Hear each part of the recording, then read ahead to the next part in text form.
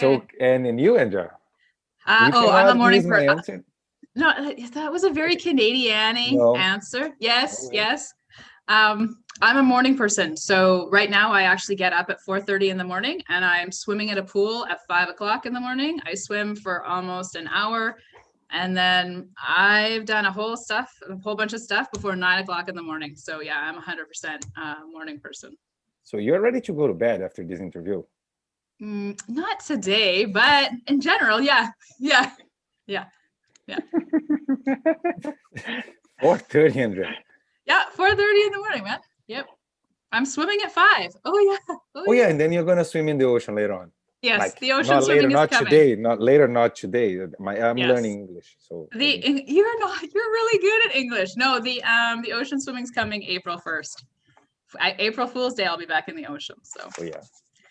All right, so now that we've talked about the icebreaker question, okay, let's talk about futsal. Yeah, exactly. That's really why we're here. Okay, Alvaro, take it away.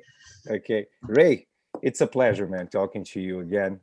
And I really would like to talk to you in a different moment, because I'm gonna ask you a few questions that I really don't want to ask you, but I really would like to understand from English captain what's going on in England. But before that, for our audience, we always ask to our guest to interview himself or herself. So please, the mic is yours. Who is Ray? Talk whatever you want about yourself, the player, the coach, the manager. Who is Ray?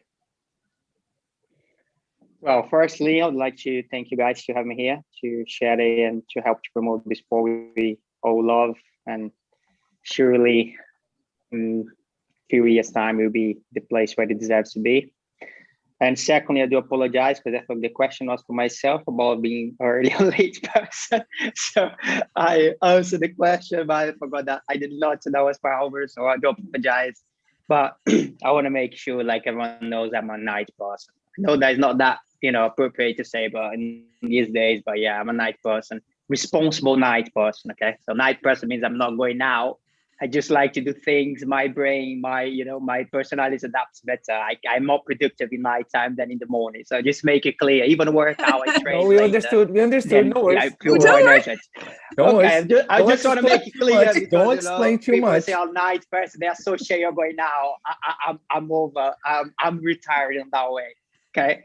That said, yeah. So, but it's about myself. So I'm England futsal captain. I think everyone who is tuned in knows that what's going on with England right now. What the decisions FA had took in last few months, which is devastated all of us here in England.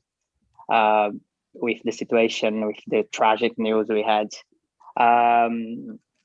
However, is what it is. So it cannot be sad about that anymore. The time to be sad and to be frustrated is gone. So now it's time for us to restart the thing again and get together as a clubs and national leagues, and you should start again building like a new house. You start for the base and then you progress to the top, to the rooftop. So the good thing about the news we had in England was as soon as they announced they will take out the funding from the futsal from the national teams, the clubs got together and created a football association, a club association, which we was lucky enough. So getting clubs together, working together for the academies as well is really good. We got 100,000 kids playing futsal through the academies and the clubs. So it's a really good base for the sport in the UK. Personally, as I introduced myself before to you in the interview we had before, I'm born in Brazil, South Brazil. I left Brazil when I was 18, so I came from that integration that I'm really fan of it. I'm a result of it, futsal and football. So I play futsal from my 6 years old. I remember going to futsal 5 years and a half before I proper go to nursery. So I started to play futsal before I go to proper school. I play futsal, purely futsal until my 13 years old. And then from my 13 to my 18, I've been doing the integration, playing football and futsal together. which for me was great because at the age of 18, I had the offer to play futsal, I had the offer to play football, and I decided to go and play football. So I got signed by agency, football agency, who took me to Sport in Lisbon, which I've been there for like 6-7 months to Sport Lisbon. I couldn't stay more because at that time I didn't have European passport to be there. So as a foreign players and all the spots for foreign players was taken already. I went out. I went to Iran to play. I played Iran football. Then I came back to England, semi-pro. But that wasn't enough for me. I became a father at the age of 25, and then it was time for me. So like I need to spend more time with my family. I don't want to be doing that anymore. It was too much for me. The money was okay, but it wasn't enough. And I said like, that's enough. That's the same time futsal was started in England. We're talking about 2006, 2007. A few people knew about my past in futsal, and then they invited me to join the club, which is talking about London Helvetia. I joined London Helvetia, playing semi-pro. Then I had travel around Europe, playing. I played in Cyprus, I played in Spain professionally. Went back to England. England was my base by then. And then I got approached. My first year playing in England, I got approached by the FA to see if I was the chance I had to play for England. But at the time, my citizenship would take time. I started the process back in time, and 5 years later, I was granted with my British citizenship. And then since then, I'm at the England national team and purely playing futsal since 2005. That's very short explanation about your I whole just career. resumed the I know, yeah, that's true. But you know what? I know you told me this story, and I really would like you to share with our audience right now the story about you being announced as a captain. And please take time to explain that, because I think it's for people that live abroad, doesn't live in his people that don't live in their home country, I would say, understand that feeling. It's important. So take your time. I think that's a very good story for you to share with us this morning or evening in your case. Right. Okay. So let's start out by that way then. I'm a person who got a kind of a problem. Okay. So I took that with my wife. We used to have that like she changed me a little bit, but I'm a person like I don't like to bother people. If I see I'm bothering someone, I just feel bad myself. So I hate bothering people. You know, so with that mentality, when I first come to England, we're talking about 17 years ago, 18 years ago. I went there with the mentality of like to know the culture, you know, to add to the country, not going there with my head back when I born in Brazil. You know, like I was living in England. I would like to live in England, got deep in the culture, learn the language, you know, feel the way English on the English style, you know. Obviously, never forget my roots, which I'm really proud of. But I think if I'm going to a house, it's not my rules, it's your rules. Okay, so I need to respect. If I'm not happy, I'm gonna leave. But that's the way I always had. That's why I've been told by my parents, like you respect to be respected. And when you go to someone's house, you just follow their rules. That's all. Even if you agree or not, you need to follow. If you're not happy, you don't need to go back anymore. But it's your, you know, it's your responsibility to just respect it.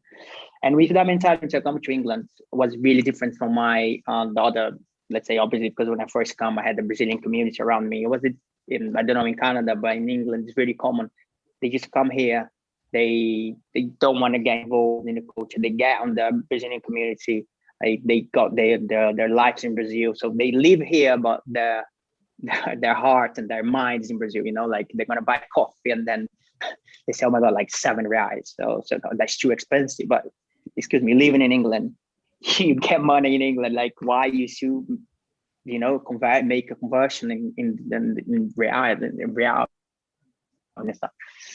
Anyway, so with that, and I feel kind of like I was like on my own on that, and I put down when I started to play futsal. I was on the same way. Like I was quite like, because we started for Brazilian team in the English league, and after a couple of years playing on that way, and because of purely Brazilian players, and they take Brazilian flags, and I was feeling bad for that. So like, why are you taking Brazilian flag for that? Like, why you don't, you know, like we need to show more respect because you don't go empathy. Like, okay, they accept it, like they know we are Brazilians, but like we need to respect the country we are in. Like if you bring flags, a Brazilian flag all the time, it's bad. And also from that principle, I convinced the chairman of the club at the time to change the name of the club So London Helvetia is the name of this because I convinced him at that time, talking about 12 years ago, to change because it was Helvetia do Brazil, like futsal club. And so like, it doesn't make any sense. Like team is based in England, is born in England. So why Helvetia do Brazil? Helvetia do Brazil? Like who cares? You know, like everyone knows the roots of the club already. So we don't need to be, for me, it was like, kind of like, I understood the side of me, so patriotic.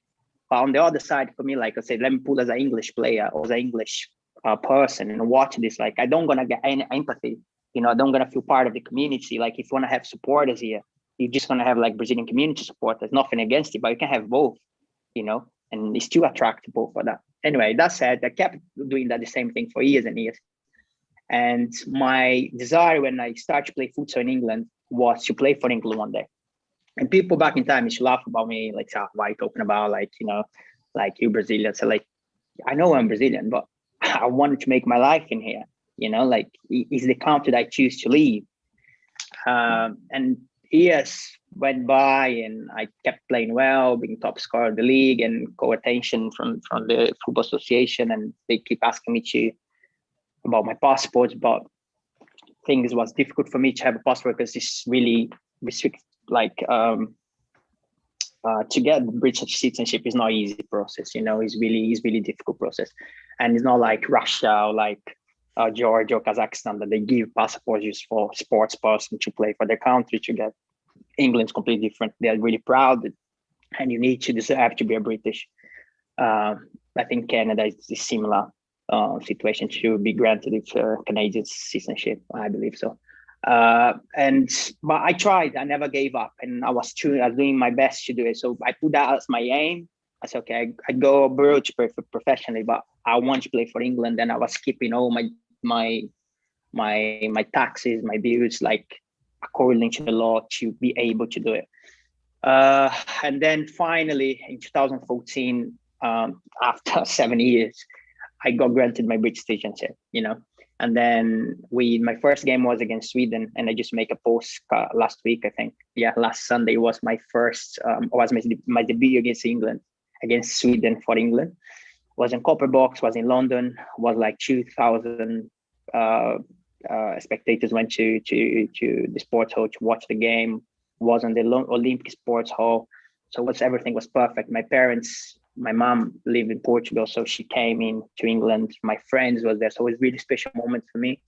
And before the game, I remember being like 2 weeks learning the anthem, because for me it was really important to sing, to be able to sing the national anthem. For me, it was like great to do the respect to the country I'm going in. You know, I'm gonna play for this country, so I'm gonna give my life. I don't care if that is Brazil. If my mom is playing with the Brazilian shirt, I want to win. Because that was England who was giving me everything for me to do it. And I've been like, remember going to walk to the streets with my headphones in, like people say, oh, I listen to, like I was shy to say like, no, anything, listen to my own music. But I was like, you know, God Save the Queen all the time, 24/7 for 2 weeks before the game. And I remember when the game comes in, like I started to cry, singing them, so no one understood why I was doing that at the time. Anyway, for me, that was it. You know, for me, that was it. So like, because I remember when I started playing futsal 6 years old, my dad was on the stands watching me. He was my big support, and I lost my dad in 2009. So that was like only 5 years difference. So it was really recent for me. So when I got a chance to play for England, and that sports hall packed and the national anthem singing, I was so emotional. And I remember my dad so much. And then I said, like, you know what? That's it for me. Like, thanks God, I achieved my dream. Like, you know, like I don't care about money. I don't care about anything. It's just what I'm feeling now, money come by. Anyway, obviously, and then got the other part, I feel like being accepted as I'm the only foreigner who ever played for England. You know, I didn't born in England, and the only difference with the other players who play for the England team is like they at least got here young, so they went to school here. I didn't. You know, I came here. Okay, I did my uni here after I got my driver license here, my wife's from here, got kids here, perfect. But I came to England 21 years old. That's the reality. And then no one did it before. And then obviously players in the squads, some of them accept, some of them no. It's all that jealousy, you know, which already came ready for this because like I shared with you in the other interview as well. If I had time, I can explain a little bit later. When I went to Sports Lisbon, well, with people, what the word they name it bullying today, the meaning of bullying back in time was much worse than this bullying means down these days, you know. And I came ready for that. When I joined England team, I was ready because I suffered so much at Sport Lisbon because of the same thing. And then I made very clear to the boys, I said, like, look, on my first speech as a member of the squad, I said, look, I want to make clear to you guys because I come with like a Brazilian player. I was being top of the league, one of the best players. So this guy want to get like spotlights, and you know, I said like, look, I'm just to help, to be one more, and I'm here to help us to achieve things together. Like I'm not better than anyone in here. I just want to, you know, and I'm gonna prove you guys with not my words, with my actions. Anyway, years went by, but obviously at that time, talking back to 2014, how can I say, the squad, half of the squad didn't take England serious enough to be there, and that didn't get inside my head, you know. And I was feeling really upset, like we're going to the games and people just they didn't care. Obviously, let's say they get into the game, they want to win the game, they give their lives, but the preparation to the game wasn't correct, you know, wasn't good enough. So obviously that is reflecting, you know. So for me, on my mentality is like, you win the game or win the tournament, obviously to talk about games. So you win the game during the week, you just go to the game to collect what you worked so hard for. So the moment of the game is just for you to collect what you have been working whole week, you know. And the other team needs to be work much more harder than you for them to get instead of you. But at least you're gonna play well, and you're gonna leave the game, say like, well, you gave all and we played really well, but they were better than us. We can't do nothing about it. But at that time, that wasn't like this. So I went through with few other players at the time, not many, few other players who shared the same mentality, the winning mentality. Like, you need to change this, need to know where we're playing for England at the time. It was really, for me, it was quite like, how can I say, that wasn't accepted properly for some players, which I respect them and I like them and I understand. I understood at the time the way they was reacting because, again, I came in and I want to change things for the good, even for the good, but I did never put myself first. You know, I just put England first. So like this badge means a lot to me. So I'm not here to waste my time. You know, I'm not coming here to spend time with my friends, with my mates. I came here because I wanted to give back to England what England gave to me. You know, and that mentality, and that process to change this mentality wasn't easy. and by 2016, I remember we went to World Cup in Hungary and we lost badly to Ukraine. And that was devastated. Me and other players was devastated after the game. And I called the gaffer, the coach, to our room and said, look, if we not start to take this serious, like I don't want to be here. You know, I already did what I went to, which is come to England team, but I don't want to lose. Like that is not me. You know, I don't mind lose, but I want to know we gave our best. And I don't think we are doing serious enough here to represent England, and I don't want to do this. Then the mentality started to change, and then the captain at the time, he left the national team. And the assistant coach we had was a Spanish, Daniel Verdejo, who works, you know him, I think you, Andrea, interviewed him. Yeah. He's in America. He was assistant coach for us at that time. And was the last game of the season on 2016. We were supposed to play, we are playing Finland in Norwich, in Norwich,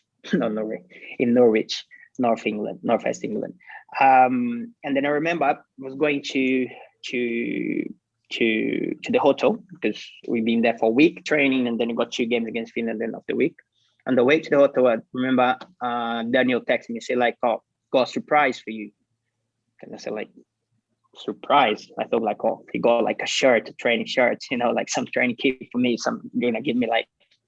And then I said like, what are you gonna get? Why are you gonna get? We're gonna get a shirt or like shorts for me to take home. So like, no. It's a surprise. I can't tell you, but it's a surprise. I think you're gonna like it. Really sarcastic voice the way he has. I was like, okay. I swear to my dad. So I never ever crossed my head I was captain of my club, but because of all the difficulties I have been starting on Sport Lisbon and know that bullying and that not discrimination, but is a kind of, in a light way, but is a kind of. That never crossed, even like I never had 1 second thinking about it, how nice it would be. And I never thought about it. I got in, and then that was all the staff and the management team sit down in the corner of the hotel on the hall. And then my coach come to me and said, "Can I have a word with you?" I said, "Okay." And then Daniel look at his Nick face to me and said, "What have I done wrong?" I said, "I haven't done anything wrong." I remember we sit down in a coffee shop, like in a coffee table, by the hotel reception, and said, "Okay, I need to go straight forward. Do not have much time. I need to go training soon. I got a question to do you." So yeah, go on. So would you like to be my captain? I swear, I just say yes. I said yes. Then are you sure why he's saying to me, the responsibilities of it? So yeah, I'm sure I'm ready for it. I'm here for it. Perfect. It's okay, fair enough. 100% convinced. I said 100% convinced. I'm ready. From this weekend, yeah, from now. So okay, no, fine, perfect. Okay, so do you know how thing works? How things, did you watch the guys before you, who was the captain before? I said yeah, kind of. But I'm here for a year and a half, but yeah, kind of. I pretty much know how to do things. So okay, but anyway, I'm gonna ask the other senior guys to help you on the process. So okay, so fine. So go to your room, have a rest, and we see you in a bit for training session. I said okay, fine, thank you. The fun thing is, I remember then Daniel looked at me laughing. I didn't go there because all the other staff members was there. So just press the button for the lift to come. Lifts come in, and I was shaking on my own and about to cry in the lift, say what I have done, how I'm gonna do it. Because remember the process I was telling you before to be accepted, and all the conditions. I was just everything come in my head. It's why did I say yes? I didn't think to say yes, because if I was thought, I would say no. I'll say oh, let me think about it. But I just said yes. I don't know. I don't know. I even today, I don't know how I responded yes. I answered him yes. I just remember I opened the door, get inside my room, and then I started to cry like a baby. Then obviously I bent my knees, I prayed, and first thing I did, I called my wife, because that was a special weekend for me, because my parents was coming to watch the game as well from Portugal. And then obviously it wasn't anything planned, and it's whoa, that couldn't even be more perfect. And then yeah, but obviously that was amazing. And then obviously I prayed, I cried, and told my wife, and then we shared that news. And then in the evening started the process. So he announced it to the squad who would be the captain. And then again, another problem, not problem, yeah, it's a problem started, which few people was expecting them to be, and then there wasn't.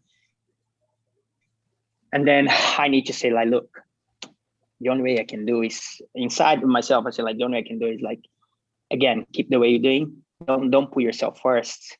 Instead, to be a leader, share the leadership. So that's what I did. So when I become a captain, I knew things would be hard for me. I knew people would try, not to be hard, to be difficult, to make things difficult for myself. Don't forget that. That was before I came in. I was people with more than 5-6 years on the squad, which they kind of deserve it to be in front of me, which I totally understand. So I put myself on that situation and said, look, it won't be easy for me to accept that as well. If I was expecting, and I'm here for 5 years, and this guy, he didn't even born here, for 1.5 years come and get the captaincy. And in England, I don't know if you guys is aware, but in England, the captaincy is something really cultural. And I've been captain clubs around of my career, and I've been with friends who captain national teams, and it's completely different thing. It's really old school captain in this way. So it's really special. So we still have caps, which they used to do since beginning of 1900s, 20th century, beginning of the 20th century. They send to us when you get every end of the season with how many caps you have. So they keep that kind of really British culture of things. So you go to sit down for dinner. So got time. So the exactly time need to be on the table. And then we cannot leave unless they talk to me as a captain, or I stand and average that, then we go.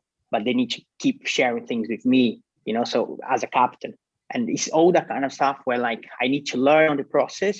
And then imagine me with all the situation I told you before, going to a guy who's there for 7 years, you know, and say like, look, we need to do this. The guy look at me and say like, mate. So it's, you know, so it was a whole thing for me to go around and say like, look, I'm not here to make, I didn't ask, I didn't come here for it, you know, so I need to prove it, not with words, but so like, I it's not me, it's not about me, it's about us.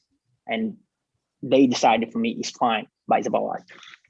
And then, yeah, and then being fantastic. And on that weekend, just to finish on that weekend, we playing Finland in Norwich.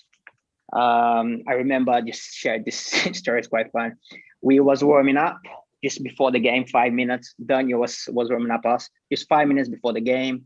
And then I was warming up with one Cook, Stuart Cook, one of the top players we have in the squad. And he's a senior player as well. And then it was me and him warming up, ran the end of the court, like music on, everything on. And then obviously I was like 2 Red Bulls and coffee and everything in my, just to keep me up for the challenge. And then I just say, Daniel said, guys, don't, come on. Last pitch. And then everyone was going to Daniel right the center by the bench. And then Cookie looked at me and said like, good luck. Then I said like, good luck. Why you mean if good luck? Walking in front of me, said like, look at back, said like, is your speech, mate? And walk. I was like, I don't gonna say why I thought, because like inappropriate. But I said like, why you didn't tell me that before? So, and then I have that image, it's never gonna get out of my head. It's like walking to a round of players in a packed sports hall, music on. And for 5 seconds, I need to, because don't even forget, I was warming up right at the end of the court. Cookie joke away after he said what he said. And everyone was waiting me like this already. I was like, oh my Lord. I was like, God, please just put words in my mouth because I don't know what to say. And I didn't plan, you know, I didn't expect. I was so nervous. I didn't expect my first game as a captain. I didn't plan anything. Like, anyway, so on the last 3 steps I did, I just closed my eyes, had a deep breath. I hugged whoever was beside around me. I said, like, look, I don't have much to say. The only thing I want to say, you guys, I know some of guys don't want me to be here or doesn't accept me well here. However, what I'm going to say to you guys, to everyone here, is like, no one feels this badge more than me. You know, you guys and the people who is inside the sport hall can feel the same level as I feel this badge, but no one feels more than me, you know, because I choose England. England didn't choose me. I choose England. And I know the sacrifice and the fights I had to be here. So here's my dream. Okay. So let's go there now and let's win this game. Anyway, to make even more perfect, we was being the game 1-1. And then the second half, I scored the winner. And with my parents there. So that for me it's the memorable thing. And then after that, people started like, okay, you know, and then so that's how that started. And that was fantastic. I'm never gonna forget that. Never gonna forget that. So I think now our audience and then maybe Andrea understand why I asked you to tell this story for us. And I think we can finish with that. Yeah. If nothing after that will Yeah, be better nothing, than we're what done. you just described to us here. And in another note, what I would add, and I did this, I told you that it's a very, very good example of leadership. You don't take this by books, or you can read here and there, but I think this is a very good example in real life on how leadership and how to, I'm going to use this expression, I don't know if it's the best in English, buy your spot or show everyone that you belong, that you deserve to be there. The way you did, every person is going to have a different story, is going to write a different story, but your pathway, the way you describe, doing the right things, trying to do sometimes different than everyone because you believe in those things, that show was a very good leader that you are. And you were being a leadership in that group, always being a leadership. The way you describe the problems you had in your life, come on, you move from a country to another one. Of course, you're going to find something different and difficulties, but the way you deal with that so slightly, and then you point that out, but you keep moving forward. You don't waste your time talking about those things, and then you keep fighting. Again, I told you this before, and I'm going to tell you again. This is again another very good example of leadership in real life. So thank you for sharing this story. For that, I remember you told me about Daniel. I should have asked him when he went to, he was here with us. Yeah, in our second or he third knows. He episode. knows. It's fun. Yeah, it's fun because he afterwards he told me the details about it, like what the meeting they had, and wasn't everyone in the room wasn't secure about it for the same. I don't know if I can share it, but should Danny would say the same to you. He would share that with you. Just inside the room was questioned, like his leadership or his capacity to be a captain. How FA would take it, because he didn't born here. And then that's Daniel tell me that. And then the goalkeeper coach had look to the coach and to the other people who was questioning it, like how FA would receive it. So like, excuse me, like which badge does he has on his chest tonight? Like which passport he has? So he's British. So why he cannot be a captain? And also again, like came from all the culture thing in Britain. Like we had all the people who used to be football players or who used to be like England, the federation we have, like we're talking about gentlemen with like 70 years old, 75 years old, with all the British culture really received me really well.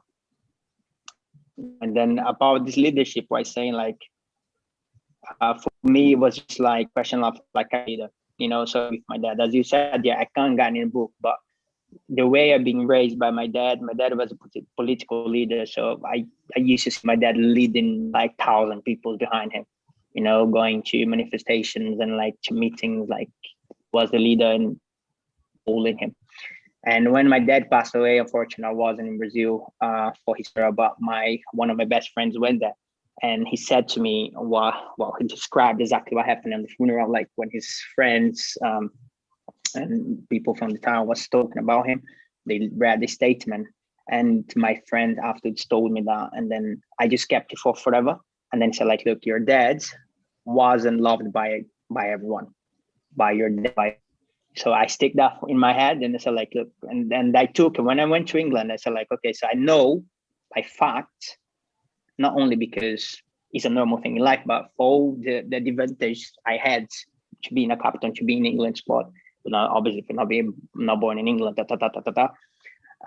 not gonna, some of them or majority of them or part of them will not love me at all, but they're gonna respect me. So that was my aim, to be respected by all, not loved by all. I know that's impossible to happen, especially in the situation I came into the England team.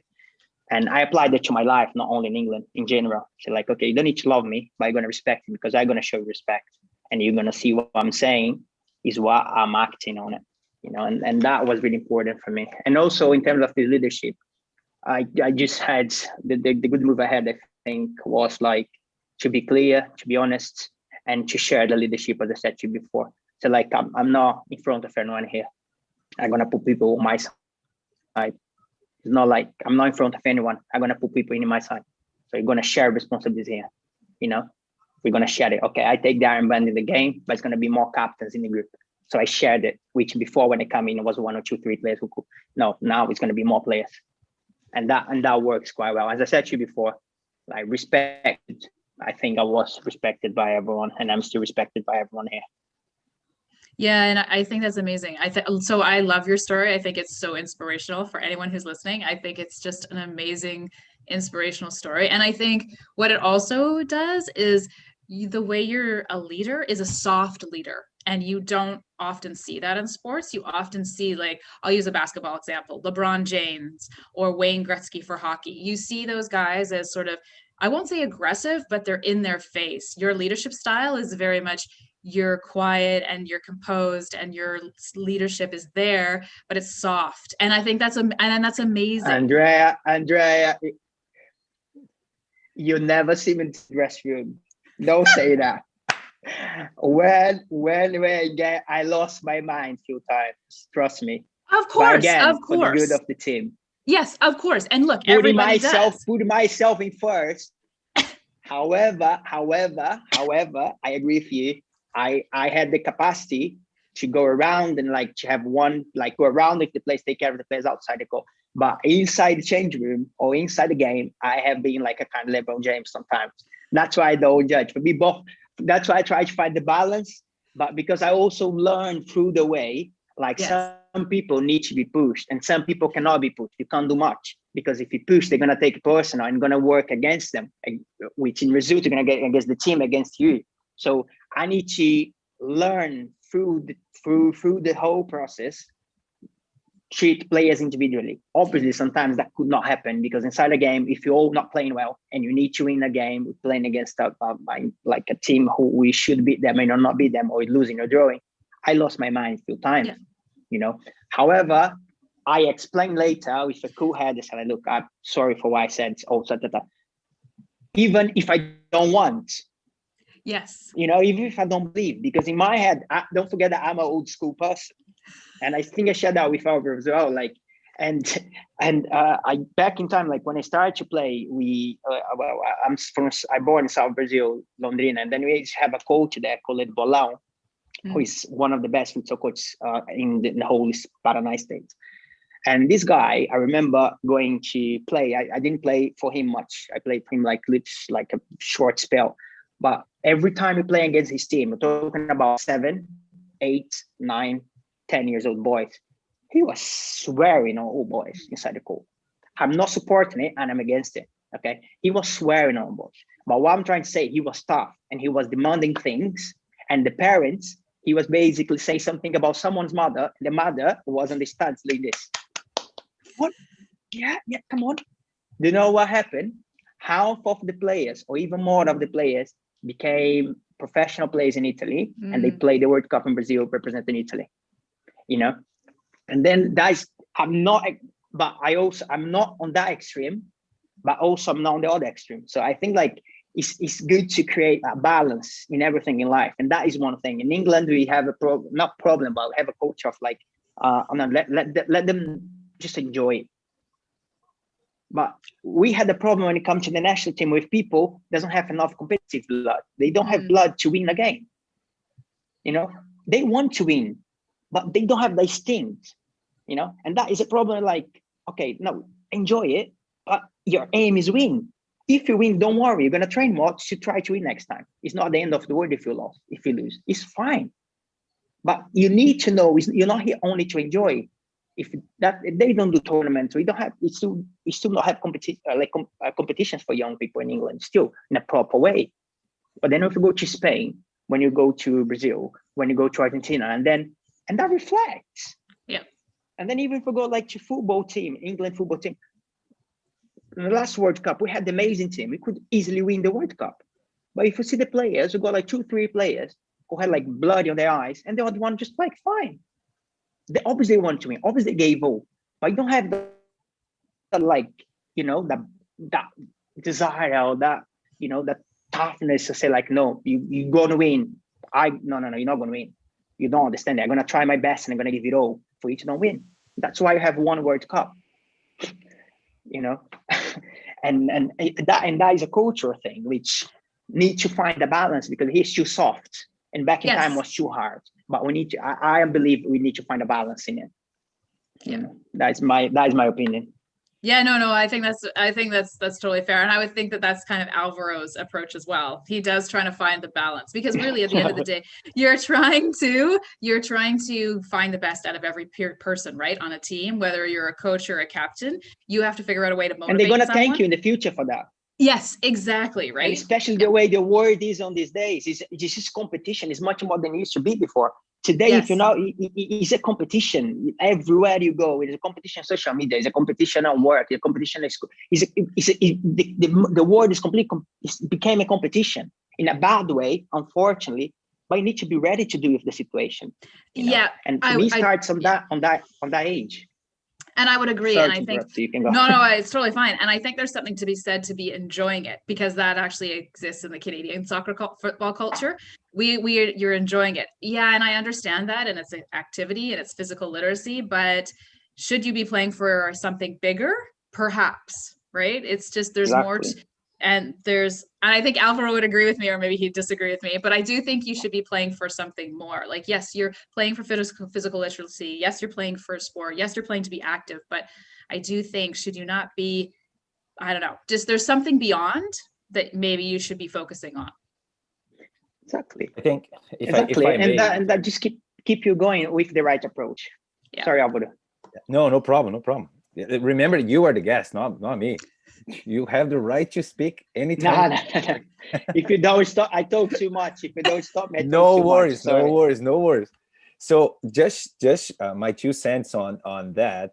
I think there's a space for everyone. But if you decide in your life that you want to compete, your focus has to be on compete and do your best to win the game.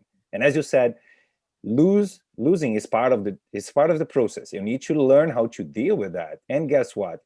Normally in sports, you're going to lose, unfortunately, more than you're going to win. So that's why you need to build your confidence and understand how to win, and how important, in case of soccer, how important one goal is. If you win 1-0, if you score that goal, yes, you have to celebrate. But some kids here, some parents here in Canada, the way I understand, 5 years after living here in Canada, celebrating a goal is a kind of disrespect from the other team, the opponent, when you celebrate after scoring a goal, that's where, for some kids, for some teams, for some clubs, that's where we are. So that's the thing that I'm trying to talk to my players, or show my players, that no, celebration is part of the process. There is good celebration and bad celebration, but you have to celebrate. It's like in life. You got a new position, you got a raise in your salary, you got a job offer. You're going to celebrate those little things that you won or you accomplished in your life. And in soccer, for me, makes a very good parallel of life. So you can represent everything inside a soccer pitch as you have in your life. You're going to lose the ball, you're going to win the ball. Exactly. Yeah. Play well, you're not going to play well. You're going to struggle, and then somebody's going to help you. You're going to help somebody. So it's a metaphor from life. For me, that's the way I understand soccer and futsal. And that's where we are here. So I'm trying to, the teams that I'm working with, that's what I'm trying to implement. Say, okay, you can have fun. You're going to have fun because you chose to be here. You like soccer. You're going to have fun. You like futsal. You're going to have fun. Now let's compete. Now let's deliver everything you can, and let's do our best to win this game together. If we don't win because the other team played better than us, that's part of life. But if we lose the game because we didn't do our best, let's try to fix, and then let's work again, and then let's focus and win the game next weekend. So that's the thing I think match on what you were describing right now. So you need to do your best to win games every Saturday, or every Sunday in my case, next season going forward. Yeah. Now, if I may, 100% agreed. yeah, if I can pivot a little bit, we talked briefly. We have, I think, 10 minutes in this interview. If you can give us to our audience, how does the futsal system works in England, starting with the little ones? You mentioned that you don't have a competition for young guys, but how does the young No, we kids have normally futsal? Normally, you have academies. So the academies get together between themselves and do friendlies or like little tournaments. And once a year, we have the futsal national festival, which the kids go, normally is on the H.E.R Cup. So women's, men's, and kids who win this regional tournament, they go and play the final tournament in a weekend. Okay. However, we don't have a really system for the youth here yet. So though now the academies, and with this association that being formed a few months ago after they announced the FA, they getting together, so they are organizing it. So more on the way we know in abroad, like in Brazil and Spain and Italy, the normal way for youth is similar to the adult system. In England, we didn't have it until now. But I think, as I said to you before, the good thing about this FA decision, the only thing is good, like made clubs take more responsibilities to push, and that includes the youth, because the youth is going to be our future.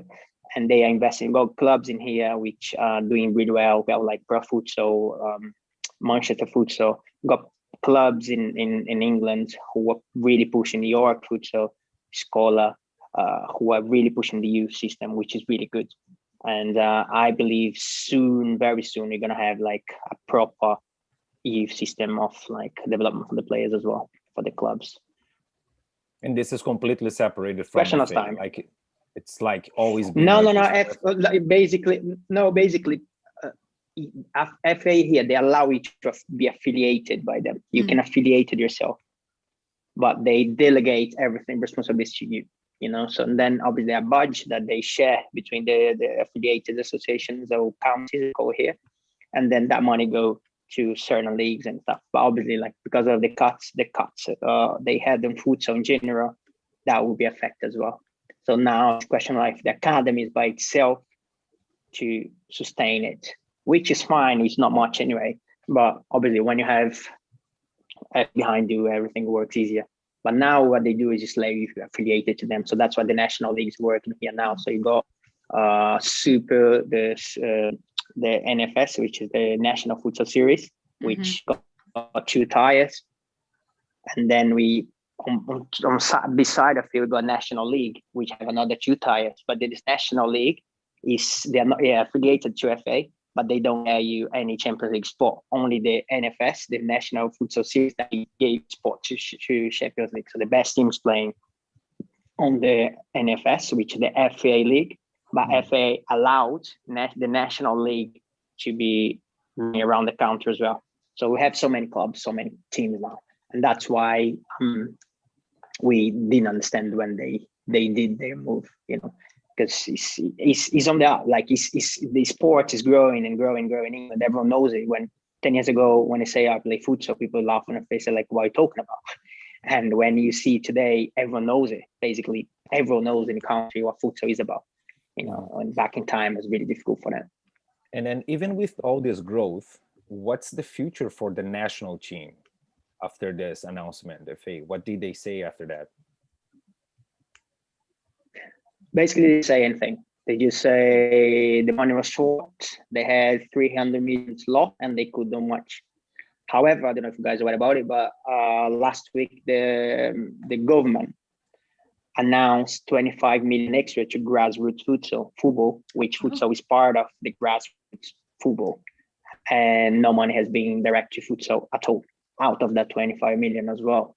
And we're talking about with 300,000 pounds a year, you can run under 19s, under 21, and senior teams. They don't want to do it. You know, even less than that, you can put women's national team if they've been promised for years and they haven't done it. You know, so and then when you see North Ireland, we started futsal 5 years ago, they already have a national team who play women's national team who would play UEFA, you know, and did really well. So, and we talk about England. So it's all mess. Like we tried to have the meeting for them, they refused to meet us as a squad, as an England team. They refused it, and then we kind of like got them to answer our question, accept them. They accept us to answer the questions. So we made them. They just took 2 weeks to give a response and very unclear answers. Our big challenge now is to make FA take futsal as a sport. They accept futsal, but they accept futsal as a football tool, you know, and that's a completely different approach that France has. France has both. Yeah. They know how futsal is important for football, and at the same time, they're taking futsal to another step. Germany is the same, you know, and we are the only nation, top nation in the whole Europe, who is still taking futsal as a football development tool only. And that's a problem, you know, so that's the mentality need to change, but that only will change when people in power who, you know, get knowledge about the futsal. But because FA, let's be honest, you know, they don't have any interest in futsal right now. You know, all they care is about football, and they said that to us very clear.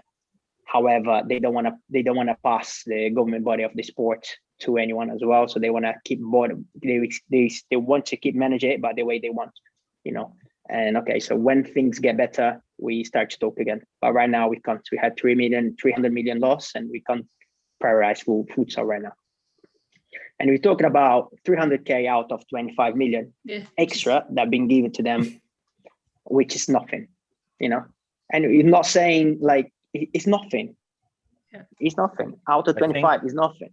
And again, like after all the futsal strategy, who was like got thousands and thousands of people and kids hooked by what they proposed to everyone in the country. They just completely like run out our money. Sorry, can't stand our award anymore. It's done. Come on. Yeah. You know, we need people, futsal people, Yeah. let's say, It's futsal people. that like futsal, ruling. the but that game. would take time. I know. That would take We know. time. We know. That would take time. You know, that is a problem. Like people like me, like Doug Reed, or like just to say in England, for example, who want to be on this environment. Until we get to the power, we're talking about 10 years time. You know, and until 10 years, but what are we gonna do for that gap? How are we gonna survive in the gap? You know, and it's a situation where like for these people to be involved. Exactly, that's the only thing. And again, but strengthening the base, and the base is academies, the base is the league, is the base is the children. You know, so keep pushing and strengthening. You know, because obviously now they're gonna play for what? Before they used to play for England one day. Now we don't have an England team. Yeah, exactly. It's the same conversation all over the place. Here is no different. Like we need to keep pushing. That's why we are, you know, running this program here, this show here, trying to bring people to talk about futsal, to push futsal forward. Yeah. Unfortunately, we have, I think, less than 2 minutes. No, I think we have like a minute. I think we have 30 seconds left. Yeah. So that went quick. Yeah. Quick question. I think there was a lot of questions, but was there any question that you were ready to answer and we haven't had the time to ask you, that you have 30 seconds? No. 30 seconds. The only one was the futsal one. I just want to thank you guys again to have me here, and it was a pleasure. And whatever you guys need me, you know how to contact me, and more than happy to collaborate with you guys. And great job you guys doing that in Canada. Keep doing it. We will do. Thank you. Yeah, thank you. Ray. Yeah, thank you very much for being on our conversation today. It was awesome. I'm totally inspired, and I have a close, so I have to do the close, and then the interview will be done. So this show can be heard on Spanglish World Radio Network. Please check out spanglishworld.ca for all the news and programming. Spanglish Sports World. Watch it, hear it, read it, download it, live it. So thank you again. This was an amazing conversation. Thank you so much. Ray, thank you once again. Bye. Thank you, Cap. Thank you. Bye.